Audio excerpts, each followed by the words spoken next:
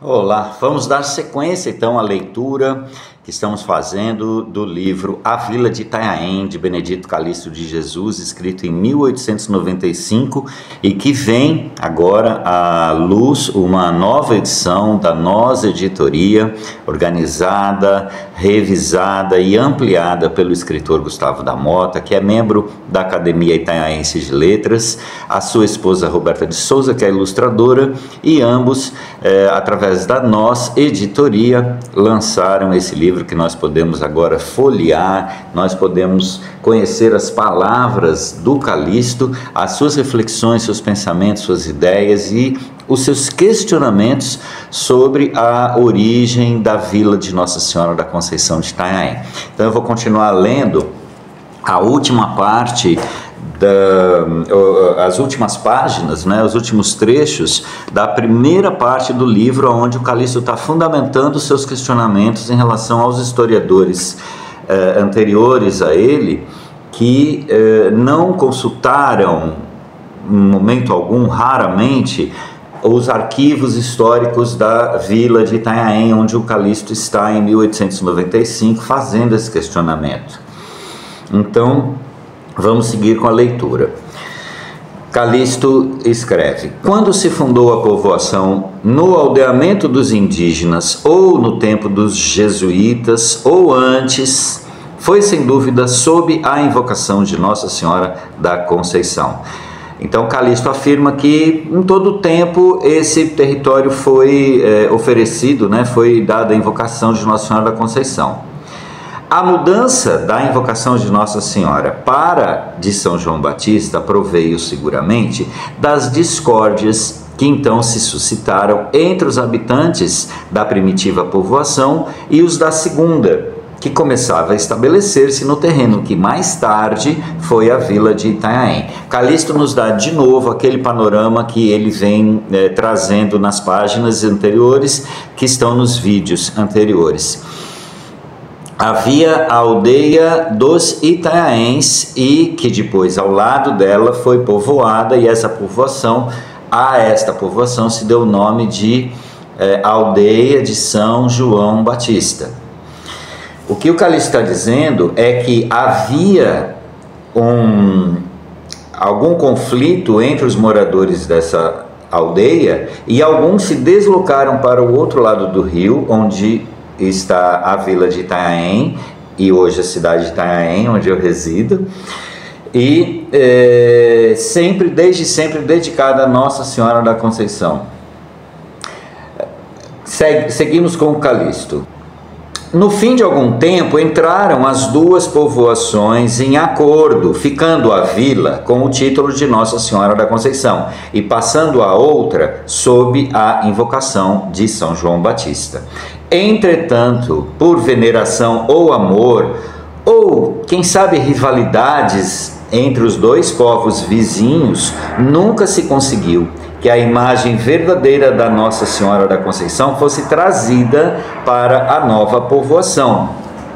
Ela ali permaneceu na igreja dos jesuítas até 1761, conforme já demonstrei. Então Calixto vai nos contar que apesar da mudança para o lado de cá do rio, na aldeia então de Nossa Senhora da Conceição, a imagem ficou lá na igreja dos jesuítas, e só em 1761, como já falamos em vídeos anteriores, a imagem foi trazida para Itanhaém.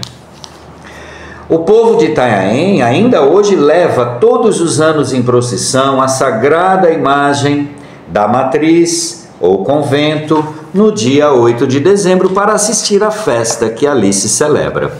E de sempre esta é a verdadeira imagem da Nossa Senhora da Conceição. Eu gostaria de fazer um comentário aqui porque eu vi um vídeo essa semana de um historiador, um estudioso da história, especialmente de Itanhaém, onde havia um comentário que eu vou checar essa informação porque eu realmente não sei, de que teria sido o padre José de Anchieta quem teria trazido a imagem que está na igreja de Itanhaém, na igreja matriz. A igreja está fechada para obras e eu também não sei, nunca vi essa imagem, enfim. Seguimos. Segue o Calixto. Realmente a imagem da Virgem que veneramos e que serve de oração no convento e da padroeira da vila não é a Virgem da Conceição, mas outra, de invocação diversa. A igreja matriz de Itanhaém, ela é Nossa Senhora Santana. Essa é a curiosidade da vila de Nossa Senhora da Conceição de Itanhaém. A Santa Nossa Senhora da Conceição é venerada no convento, no alto do morro, e a igreja matriz é Nossa Senhora Santana. Isso é bem interessante. Aí o Calixto agora vai fazer um comentário que é o seguinte: creio ter demonstrado que Itanhaém é a segunda povoação criada por Martim Afonso e que a primitiva Itanhaém era no lugar onde hoje se acham as ruínas da igreja dos jesuítas na aldeia de São João Batista.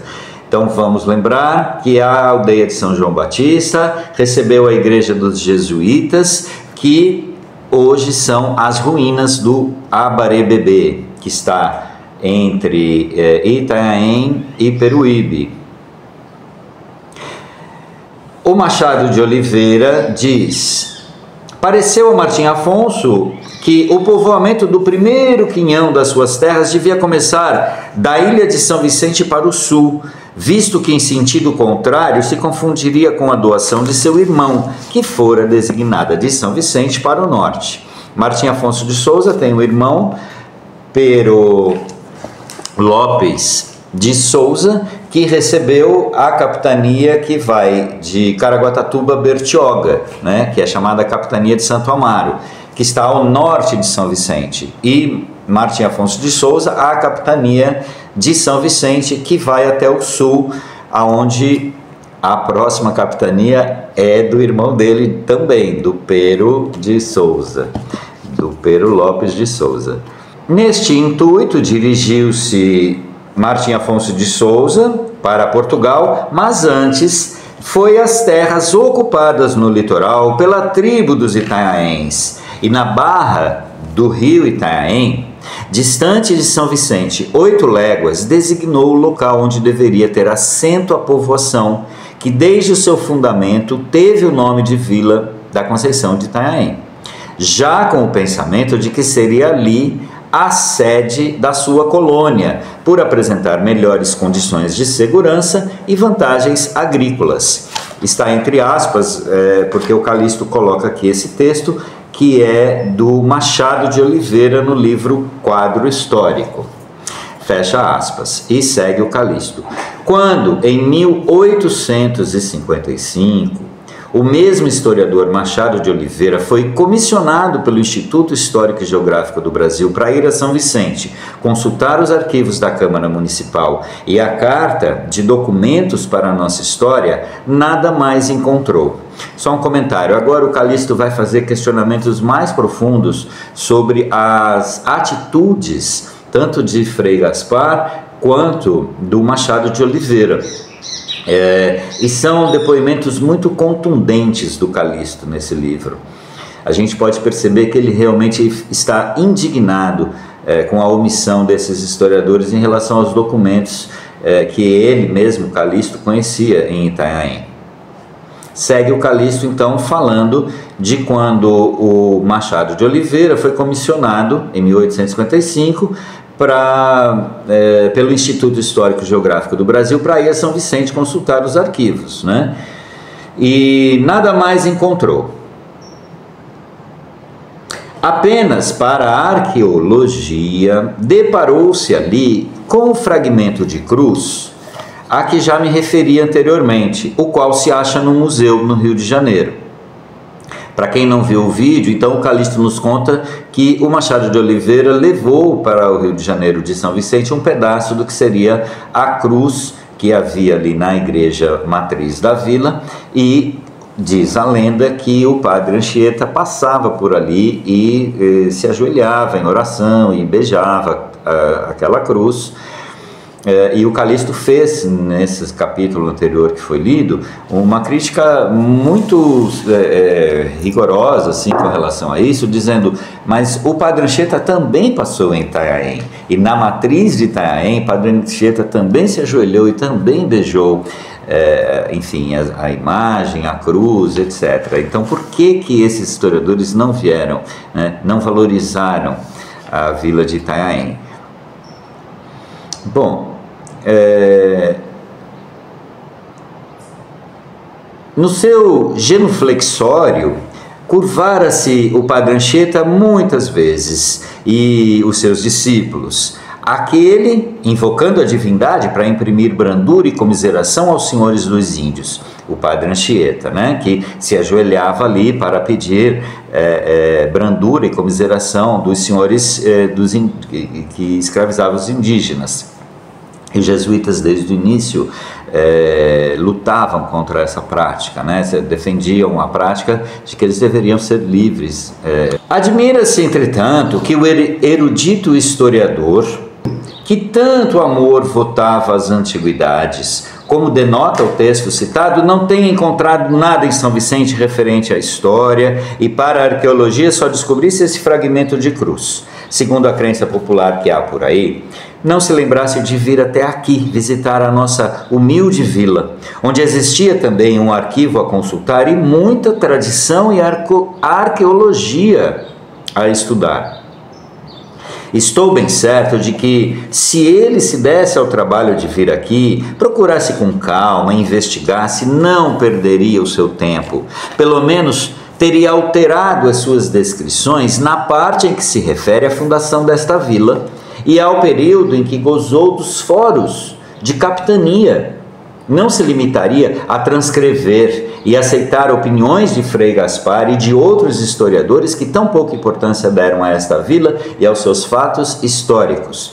Então aqui o Calixto ele vai citar a questão de que a vila de Nossa Senhora da Conceição de Itanhaém era deveras importante, a ponto de ter sido tornada cabeça de capitania de Itanhaém, que é um outro evento histórico ligado à Condessa de Vimeiro, mas essa é uma outra história. Continua o Calixto. Se a vila de Itanhaém é a segunda povoação fundada por Martim Afonso, conforme afirmam os historiadores, e se ela em seus primitivos tempos gozou de importância a ponto de ser instituída como cabeça de capitania, como dizem o senhor Machado de Oliveira, Frei Gaspar e outros, por que motivo não têm os historiadores contemporâneos tratado de estudar o seu passado, consultando seus arquivos, as suas tradições, uma vez que os historiadores de outras épocas, por negligência ou descuido, deixaram de fazer, prescutando em seus arquivos então existentes e completos os documentos que hoje tanto carecemos. O senhor Machado de Oliveira, no seu importante e minucioso livro Quadro Histórico da Província de São Paulo, ocupa-se longamente na descrição de outras localidades. Vê-se que ele se dedicou a um longo e aturado estudo antes de escrever o seu precioso livro. Consultou, sem dúvida, os sonolentos calhamaços que ainda restavam nos arquivos de São Vicente, Santos e São Paulo. Todos esses documentos e anais deixados pelos heroísmos de todos os tempos foram compulsados por Sua Excelência. Entretanto, nada, absolutamente nada se indagou ou se estudou sobre a nossa humilde e pobre Itanhaém. Enquanto os arquivos de suas irmãs primitivas vinham abaixo para serem consultados, os nossos velhos alfarrábios continuavam jazendo na indiferença, esquecidos dos historiadores e dos institutos a consumirem-se lentamente, entregues ao labor incessante das traças, à profanação de algum amador esperto, sem que os historiadores lhe dignassem conceder uma consulta. Ao fazer essas referências, não culpo o procedimento dos meus conterrâneos. Se esses, a quem mais devia interessar, abandonavam e deixavam que o livro do tombo, os cartórios e os arquivos da Câmara e do convento permanecessem de velhice, o que dever-se-ia esperar da iniciativa dos habitantes daqui?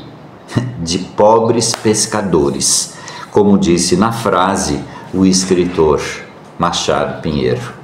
Bom, eu vou parar por aqui porque a proposta é não passar de 15 minutos do nosso encontro e deixo as reflexões, as dúvidas, as perguntas para vocês. Gostaria de saber o que vocês estão achando desse momento em que o Calixto faz esse importante questionamento, né? Ele coloca dois importantes historiadores em xeque quando ele observa que esses historiadores negligenciaram, ou melhor, não deram importância, e é curioso notar como o Calixto muitas vezes nesse primeiro capítulo se refere a Itanhaém, sempre dizendo como a pobre Itanhaém, a humilde Itanhaém, a esquecida Itanhaém. Então o Calixto realmente tem um certo rancor, não é assim, vamos dizer, do meu ponto de vista, né, o que eu percebo é que ele tem um certo rancor dessa situação, né, da vila de Itanhaém aos tempos dele.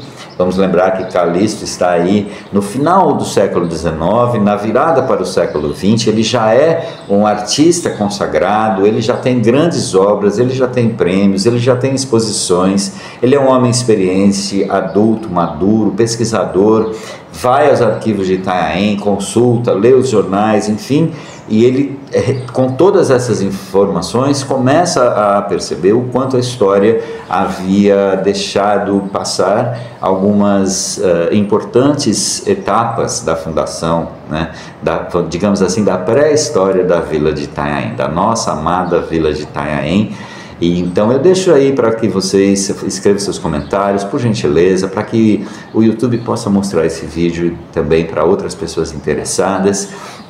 Se você ainda não se inscreveu no canal, se inscreva. Além dos textos deste e de outros livros do Calixto, eu também no canal tenho uma playlist com as peças de teatro, e também eu vou criar agora uma playlist com as obras do Calixto, e cada dia mais me dedicando para que a gente possa dar voz nesses tempos de internet para o grande e ainda muito desconhecido artista, o maior do seu tempo, Benedito Calixto de Jesus. Até o próximo vídeo e muito obrigado por ficar comigo até aqui.